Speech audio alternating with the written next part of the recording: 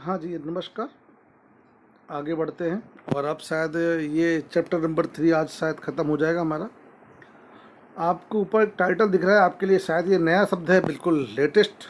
वो है मुद्रास्फीति का अर्थ और लक्षण। अब मुद्रास्फीति क्या है? मुद्रास्फीति का सामान्य अर्थ जो है वो है महंगाई। महंगाई तो हम सब जानते हैं महंगाई क्या होती है, और ये ऊपर लिखा भी है, महंगाई जो है वो एक मुद्रास्फीति जो है वो मौद्रिक घटना है।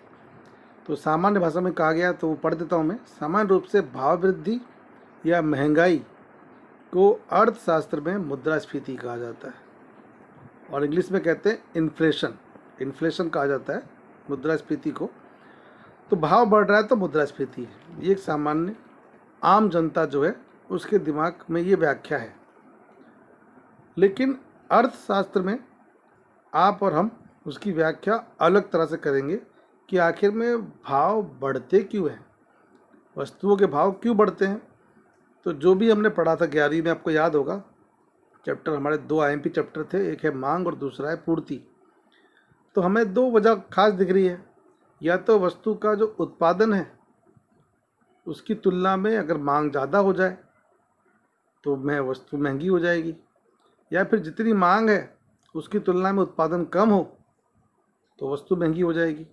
जैसे लग रहा है कि देश के अंदर 2 लाख टन प्याज की आवश्यकता है, उत्पादन 1 लाख टन का ही हुआ है, तो प्याज महंगी हो जाएगी। अगर लग रहा है कि 2 लाख टन प्याज तो था लेकिन अब मांग बढ़ के 4 लाख टन की हो गई है तो भी प्याज महंगी हो जाएगी। ये हम पढ़ के आए हुए हैं, लेकिन अब हम थोड़ी व्याख्या अन्य अर्थशास्त्रियों की जो है उसकी चर्चा खास तौर से करने वाले हैं। और थोड़ा ध्यान से समझिएगा, ये थोड़ा जटिल हो सकता है आपके मानसिक, या क्योंकि ऑनलाइन पढ़ाने के हिसाब से थोड़ा मुश्किल पड़ सकता है। सबसे पहले डॉक्टर AP लर्नर, देखिए लर्नर है मतलब जो सीख रहा हो वो लर्नर। तो AP लर्नर जो है उनकी व्याख्या है, और उनकी व्याख्या ध्यान से देखिए 2 पार्ट में है।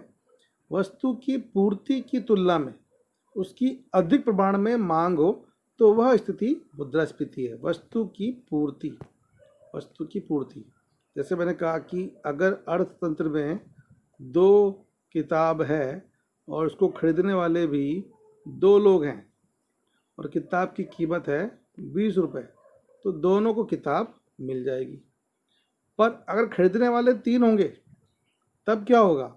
किताब की पूर्ति कितनी है? 2, और खरीदने वाले 1, 2 और 3। तो अब किताब किसी एक को नहीं मिलेगी। तो किसी एक को जब नहीं मिलेगी तो जिसको नहीं मिली है वो वस्तु की कीमत को बढ़ाने में सहायक होगा। और दुकानदार बोलेगा नहीं, मेरे पास किताब 2 ही है, कीमत 20 रुपये है, पर मैं अब किताब उसको ही दूंगा जो मुझे एक किताब की कीमत 25 रुपये देगा। तो आखिर में वस्तु क्यों महंगी हुई?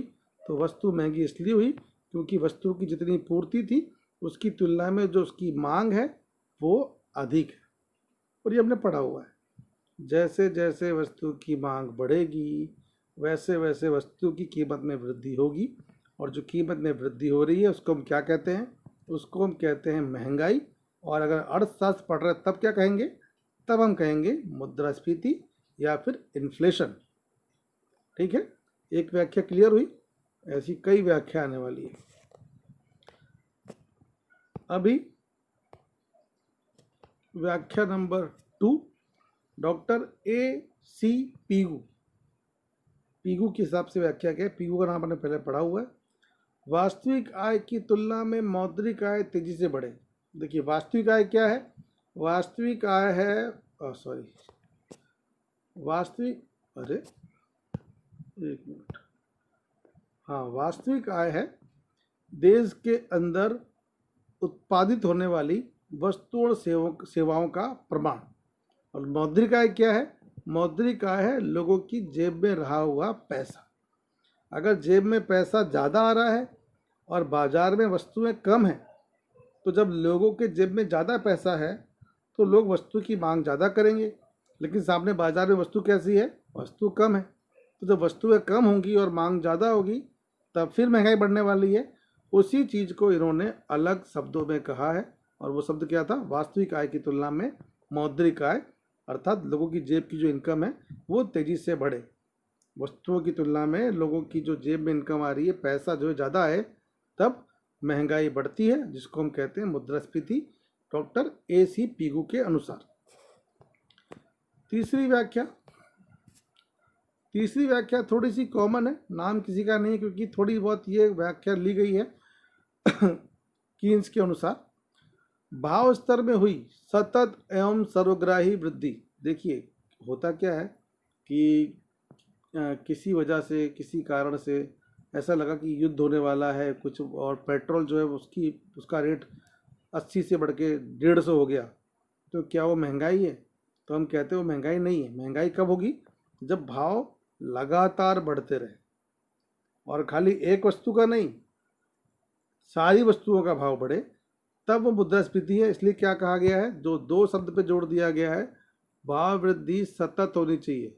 भाव बढ़ गए फिर घट गए, अप हो गया डाउन हो गया, अप हो गया डाउन हो गया, तो ये महंगाई नहीं है। ठीक है, महंगाई कब है? जब भाव बढ़ेगा सतत, और सर्वग्राही का मतलब कि लगभग हर वस्तुओं का भाव बढ़ना चाहिए। किसी एक का बढ़ा, किसी एक का घट गया, तो वो घटना है, वो महंगाई नहीं। तो सतत और सर्वग्राही वृद्धि होनी चाहिए। और जब हर तरह से भाव बढ़ेगा तब क्या घटेगा?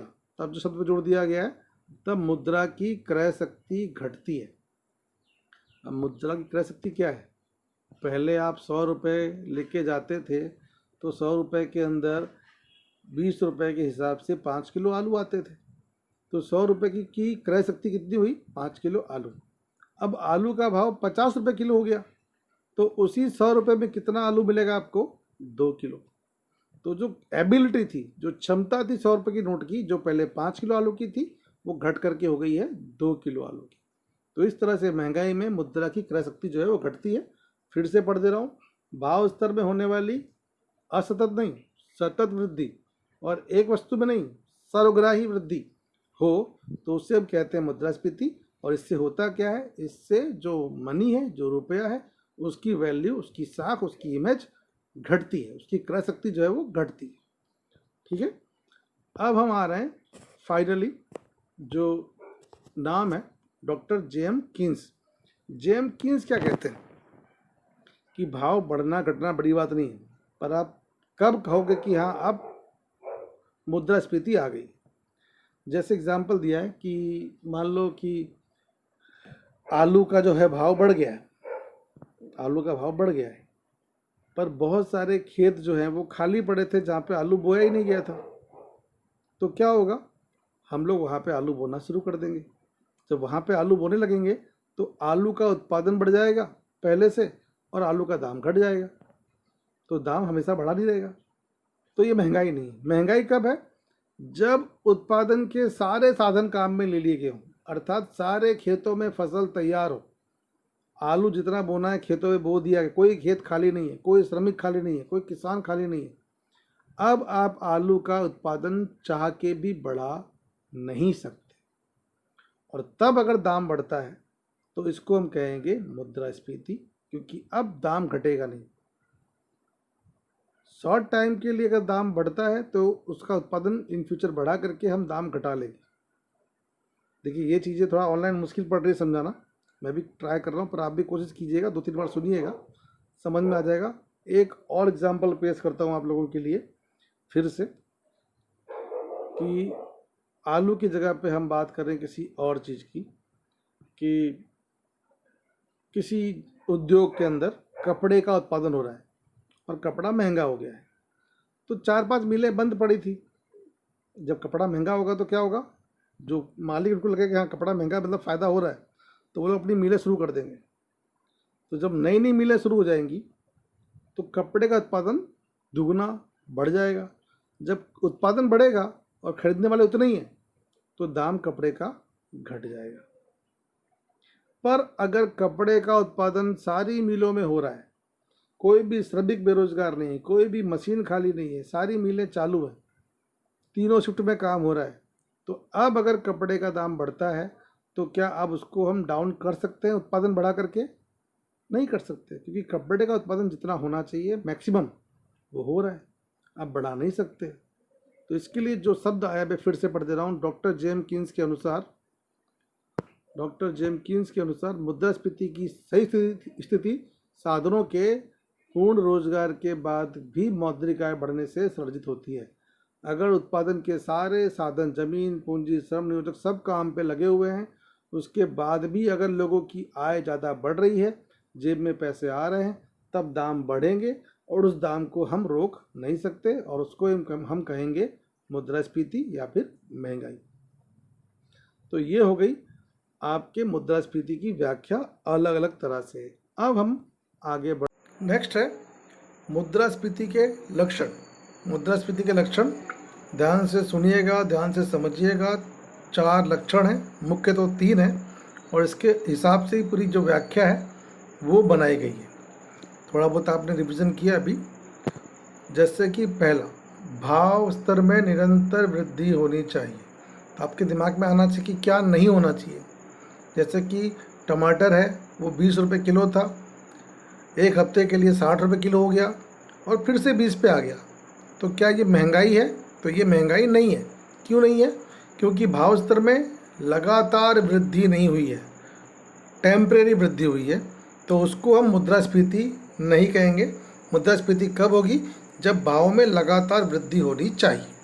सेकंड, सभी क्षेत्रों में सर्वग्राही वृद्धि, सिर्फ एक चीज़ में नहीं, खाली टमाटर में नहीं, सारी सब्जियां, पेट्रोल, डीजल, मकान, वाहन, हर चीज़ जो है उसके दाम में वृद्धि होनी चाहिए।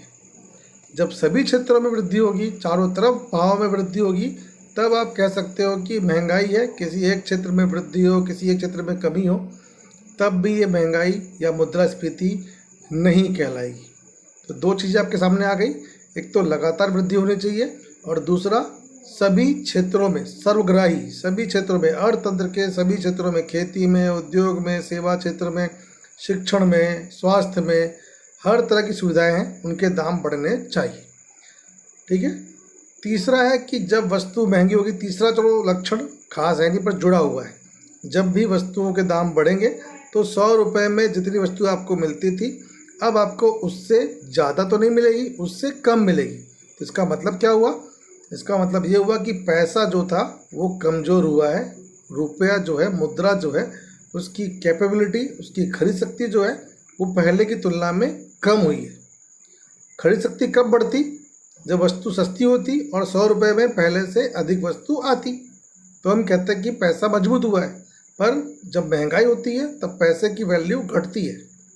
उस पैसे में, उतने पैसे में पहले जितनी वस्तुएं नहीं आती। और चौथा और महत्वपूर्ण मुद्दा, लॉर्ड कीन्स, जेम्स कीन्स, पूर्ण रोजगार के बाद, पूर्ण रोजगार शब्द के बारे में फिर बता रहा हूँ। पूर्ण रोजगार मतलब कि उत्पादन के सारे साधन जमीन पूंजी श्रम नियोजक सब काम में लगे होने चाहिए। तो इसको हम कहते हैं पूर्ण रोजगार। और ये स्थिति अगर है और उसके बाद भी अगर भाव बढ़ते हैं तो उसको हम लोग कहेंगे मुद्रास्फीति। ये क्यों कहा गया था? ये इसलिए कहा गया कि अगर ज़मीन जो है वो खाली पड़ी है और आलू के दाम बढ़ रहे हैं तो हम खाली ज़मीन पर आलू बो करके आलू के दाम को कंट्रोल कर सकते हैं। पर कंट्रोल कब नहीं कर पाएंगे? जब ज़मीन खाली नहीं होगी। अगर श्रमिक का वेतन बढ़ रहा है तो बेरोजगार श्रमिक को काम दे करके वेतन कंट्रोल कर सकते हैं, पर सारे श्रमिक काम कर रहे हैं तो फिर आप वो काम नहीं कर सकते। ठीक है। तो ये 4 चीज़ें जो है वो होनी चाहिए। लेकिन इसके बाद एक IMP 1 नंबर का क्वेश्चन आपके सामने आ रहा है जो एग्जाम में आ सकता है, और वो है नियंत्रित मुद्रास्फीति। नियंत्रित मुद्रास्फीति अर्थात कंट्रोल्ड इन्फ्लेशन रेट किसे कहेंगे? नाम से लग रहा है नियंत्रित मतलब कि रोकी गई है, कंट्रोल की गई है, पुश किया गया है उसको, वो है। अब पढ़ लेता हूँ, उसके बाद समझाता हूँ आपको। सरकार 2 तरह से, कानून के द्वारा और या फिर सब्सिडी के द्वारा वस्तु के भाव बढ़ने से रोके तो उसे नियंत्रित मुद्रास्फीति कहते हैं। जैसे LPG या पेट्रोल के दाम। मान लो सरकार ने कहा है पेट्रोल पंप के मालिकों को कि आपको 70 रुपये लीटर से ज़्यादा पेट्रोल बेचना ही नहीं है, या सिलेंडर LPG वालों को कहा है कि आपको 600 रुपये सिलेंडर से ज़्यादा बेचना ही नहीं है। तो ये क्या हुआ? ये हुआ कानून। ये कानून है, आप इससे महंगा नहीं बेच सकते। या रेशन की जो दुकानें हैं वहाँ पर कहा गया कि आपको 10 रुपये किलो गेहूँ बेचना है, तो ये सरकार ने कानून बनाया है। कानून बना करके सरकार ने इसको रोका हुआ है। या फिर कानून से कह सकते हो या फिर कह सकते हो सब्सिडी से। सब्सिडी क्या होती है आप सब जानते हैं। अब ये कब होता है? जब चुनाव का समय हो और सरकार मान लो यूएई से, दुबई से, सऊदी अरेबिया से तेल मंगाया जाता है, इराक से तेल मंगाया जाता है और उस तेल के दाम बढ़ रहे हैं, पेट्रोल डीजल के दाम बढ़ रहे हैं, तो अगर दाम यहाँ पे बढ़ा दिए जाएंगे तो हो सकता है सरकार को वोट ना मिले। तो ऐसे में सरकार सब्सिडी दे करके 80 रुपये का तेल जो है उस पर 20 रुपये की सब्सिडी दे करके 60 रुपये के दाम से तेल यहाँ बिकवाती है। तो क्या अगर यहाँ 60 रुपये से तेल बिक रहा है तो यहाँ महंगाई नहीं है? तो यहाँ महंगाई है, पर उसे रोका गया है। तो ऐसी महंगाई को जिसको सरकार ने कानून से या सब्सिडी से रोका है, उस महंगाई को हम कहेंगे नियंत्रित मुद्रास्फीति। ठीक है। अब चीज़ें फिर से आपके सामने वही रिपीट हो रही हैं कि कब महंगाई है ये कहेंगे या कब नहीं है तब कहेंगे। ऊपर के हिसाब से कहा गया कम समय के लिए वस्तु के दाम बढ़े तो मुद्रास्फीति नहीं है, उल्टा अपोजिट है। तो कब है? जब लगातार निरंतर वस्तु के दाम बढ़ेंगे तब मुद्रास्फीति है, ऐसा हम कह सकते हैं।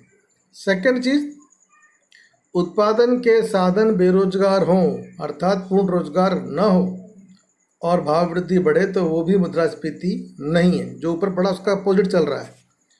तो अब आ रही है व्याख्या, कम समय के लिए भी नहीं होना चाहिए और उत्पादन के साधन बेरोजगार हो तब भी भाव बढ़े तब भी मुद्रास्फीति नहीं है। तो अब आ रही है फाइनल व्याख्या मुद्रास्फीति की, और फाइनल व्याख्या आपके सामने है। क्या क्या चीज़ें होनी चाहिए मैं थोड़ा राउंड करते चलता हूँ। सबसे पहले होनी चाहिए पूर्ण रोजगार की स्थिति हो। सेकंड, अर्थतंत्र में एक दो नहीं पर सभी क्षेत्रों में वस्तु के दाम बढ़ते हो, और कैसे बढ़ते हो? निरंतर बढ़ते हो। पूर्ण रोजगार की स्थिति हो सभी क्षेत्रों में और निरंतर भाव वृद्धि हो, तब जा कर के हम उसको कहेंगे कि मुद्रास्फीति है। ठीक है। अब मुद्रास्फीति के मदद से आपको समझाने की ट्राई की है। ग्राफ किताब में आपके नहीं है, हो सके तो ग्राफ ही बनाना आप लोग। मुद्रास्फीति के कारण, मुद्रास्फीति जब भी दिमाग में आप पढ़ रहे हो दिमाग में आना चाहिए महंगाई, सामान्य समझ में आएगा इजीली। महंगाई कौन कौन सी वजह से होती है? महंगाई की पहली वजह तो आप सबके दिमाग में क्लियर है। पहली वजह है मांग में वृद्धि। मांग बढ़ेगी तो वस्तुएं महंगी होने वाली है, ज़्यादा लोग खरीदने वाले आएंगे सामने और वस्तु उतनी है नहीं तो वस्तु के दाम बढ़ने वाले हैं। ये पहला कारण है। दूसरा कारण खर्च में वृद्धि। खर्च में वृद्धि क्या है? खर्च में वृद्धि अर्थात जो उत्पादक वस्तु बनाता है, जैसे मान लो कि हम कपड़ा बनाते हैं, हमको कपड़ा महंगा नहीं बेचना है, पर अगर कपास महंगा हो जाएगा तब क्या होगा? कपास से कपड़ा बनता है तो कपास महंगा होगा तो कपड़ा महंगा हो ही जाएगा।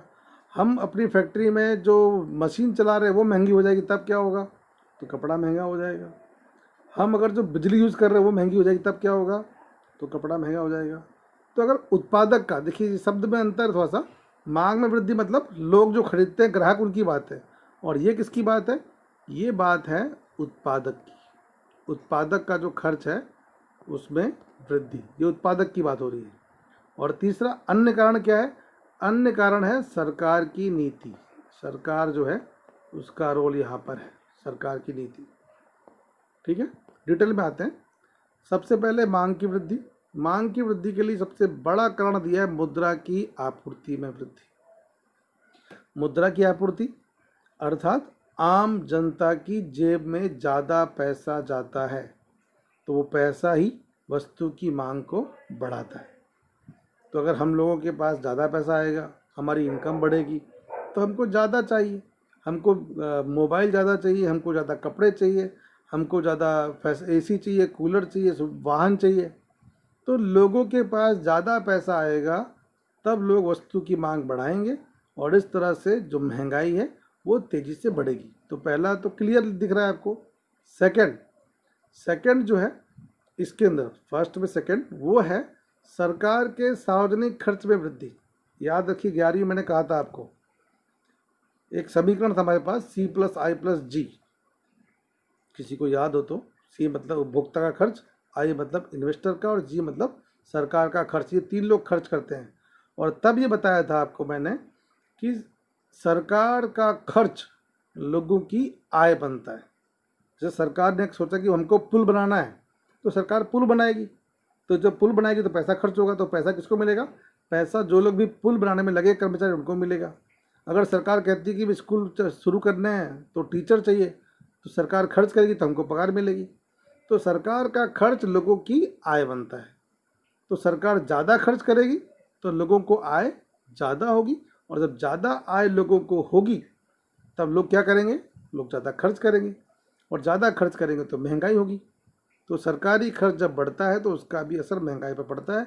और तीसरा जो है वो अनडाउटफुल ईजी केस है, वो है जनसंख्या में वृद्धि। अगर किसी देश के, किसी राज्य की जनसंख्या में वृद्धि होती है तो वहाँ के लोग वस्तु की मांग बढ़ाएंगे। ज़्यादा लोग हैं, ज़्यादा पेट है, ज़्यादा मुंह है तो ज़्यादा खाएंगे, ज़्यादा पहनेंगे। तो जब ज़्यादा खाएंगे, ज़्यादा पहनेंगे तो मांग बढ़ेगी, और जब मांग बढ़ेगी तो वस्तु महंगी होने वाली है। तो ये मांग वाला जो टॉपिक था वो क्लियर हो चुका है। फिर से एक बार कर दे रहा हूँ क्लियर आपके लिए। मैं आपको आसानी समझ में आए, थोड़ा जटिल है इसके लिए कह रहा हूँ। मुद्रा की आपूर्ति में वृद्धि, अर्थात लोगों की जेब में पहले से ज़्यादा पैसा आए।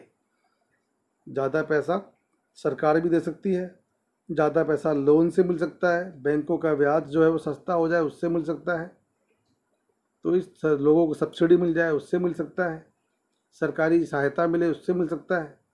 तो इस तरह से लोगों के पास ज़्यादा पैसे जाएंगे तब वस्तु महंगी होगी।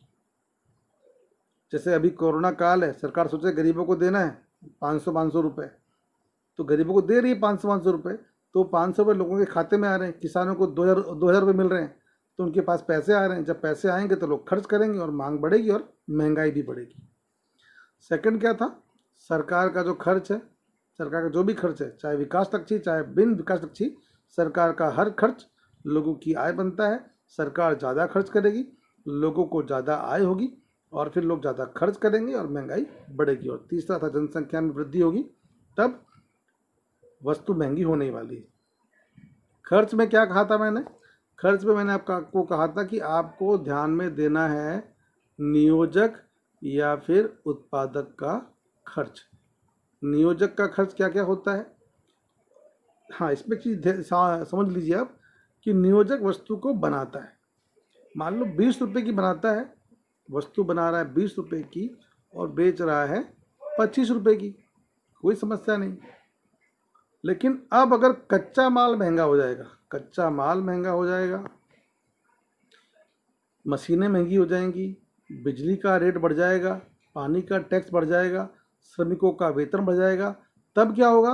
तब पॉसिबल है कि जो वस्तु 20 की बनती थी अब वो वस्तु बनेगी 25 की, और कितने की बिकेगी? वो बिकेगी 30 की। तो इसकी वजह क्या है? क्या मांग बढ़ी है? मांग नहीं बढ़ी है, तो क्या बढ़ा है? खर्च बढ़ा है। किसका खर्च? वस्तु को बनाने का खर्च। ठीक है, तो इसको आप चाहो तो शॉर्ट के अंदर कह सकते हो कि उत्पादन खर्च अगर बढ़ता है, अगर लग रहा है उत्पादन खर्च जो है वो अगर बढ़ेगा, तब वस्तु की जो कीमत है उसमें वृद्धि होगी, और वस्तु की कीमत में वृद्धि होने को ही हम महंगाई कहते हैं, या फिर हम कहते हैं मुद्रास्फीति। ठीक है, और आखिरी मुद्दा है, उसके अंदर 3 वजह है। अन्य क्या क्या कारण है?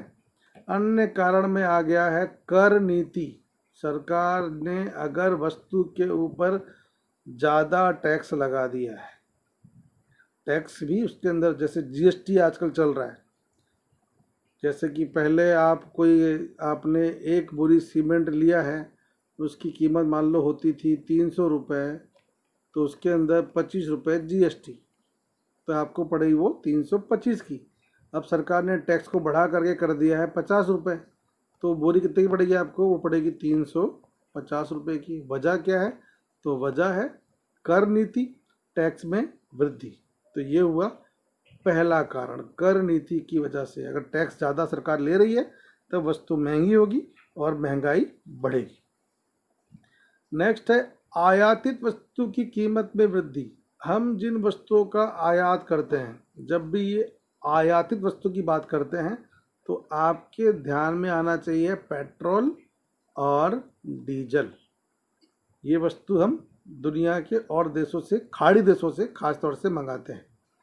अगर वो देश इन वस्तु के दाम को बढ़ा देंगे तो हमारे यहाँ पर पेट्रोल का दाम बढ़ जाएगा, अगर वो घटा देंगे तो घट जाएगा।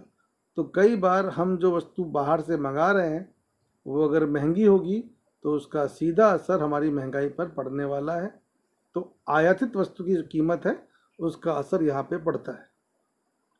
अन्य भी एग्जाम्पल बहुत सारे हैं। मान लो कि कोई देश की कंपनी है, वो टीवी बनाते है, तो मोबाइल बनाती है और कैमरा बाहर से मंगाती है मोबाइल का, और कैमरा महंगा हो गया तो मोबाइल अपने आप महंगा हो जाएगा। मोबाइल जो कैमरा मंगा रहे हो, कोई बाइक बनाता है पर इंजन बाहर से मंगाता है, तो अगर बाहर से इंजन आ रहा है वो महंगा हो गया तो उसकी बाइक महंगी हो जाएगी, तो वो असर पड़ने वाला है। और आखिरी वजह जो है, आखिरी वजह है वो आ रही है अभाव। अब अभाव कैसे? मांग से भी नहीं, खर्च से भी नहीं, अन्य क्या होंगे? अभाव के अंदर कुछ भी हो सकता है। कभी अचानक युद्ध की स्थिति आ गई है और लोग जो है वो वस्तुओं का संग्रह करने लगे, जैसे कोरोना काल चल रहा है और सरकार ने कहा कि भाई 10 दिन तक लॉकडाउन रहने वाला है, दुकानें बंद रहेंगी। तब क्या होगा? तब लोग जाके फटाफट दुकानों से चीज़ें उठा के ले आएंगे अपने घर में, डीमार्ट पूरा खाली हो जाएगा।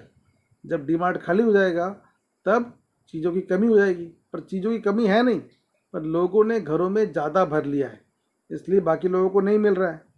ऐसे में भी वस्तुओं के दाम जो है वो बढ़ जाते हैं।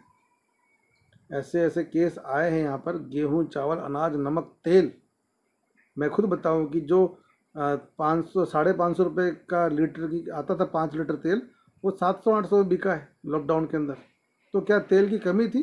कमी नहीं थी, पर लोगों ने संग्रह किया तो कमी हो गई, और उस कमी की वजह से जो दाम है वो बढ़ गए। आलू और प्याज में खास तौर से होता है कि कई जो व्यापारी हैं वो संग्रह कर लेते हैं, जिससे बाज़ार में कमी हो जाती है, और कमी की वजह से आलू प्याज के दाम बाज़ार में बढ़ जाते हैं। तो ये खास वजह होती है। तो ये आपका चैप्टर थोड़ा छोटा था, इसके लिए बहुत जल्दी ख़त्म हो गया। आप लोग इसका अभ्यास करते रहें, क्योंकि चैप्टर नंबर 3 तक आपके एग्ज़ाम में आने वाला है। छोटे क्वेश्चन बहुत जल्दी मैं आपको दूंगा। फिलहाल तब तक के लिए धन्यवाद। जय भारत, जय हिंद।